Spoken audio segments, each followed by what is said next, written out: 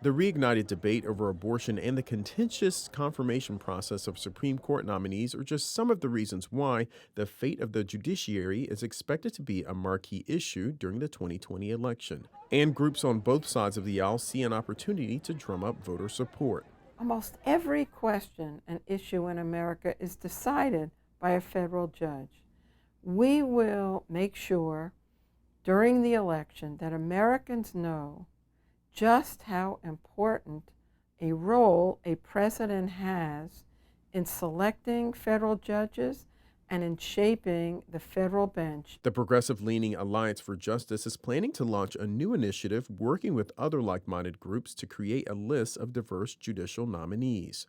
And that talent pool will include civil rights lawyers, women's rights lawyers, plaintiffs, environmental lawyers, public defenders, um, individuals who will bring a wealth of experience and talent.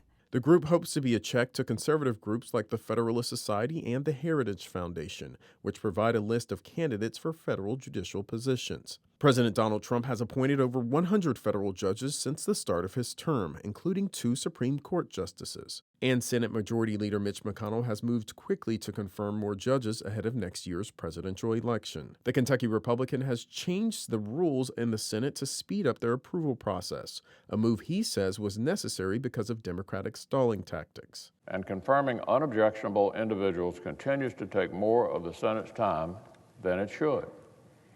But this obstruction is not going to deter us. Organizations like the Judicial Crisis Network say appointing federal judges has been one of Trump's biggest accomplishments in office. Democrats are taking their obstruction to disgraceful new lows. The group is planning on pushing back with a messaging campaign educating voters about Trump's promises and the impact of federal judges, a government position that could have far-reaching effects on society and some of the fiercely debated political issues. Gail Trotter, a spokeswoman for the group, anticipates court picks will be a major issue during the 2020 race. I see it more as education rather than a fight.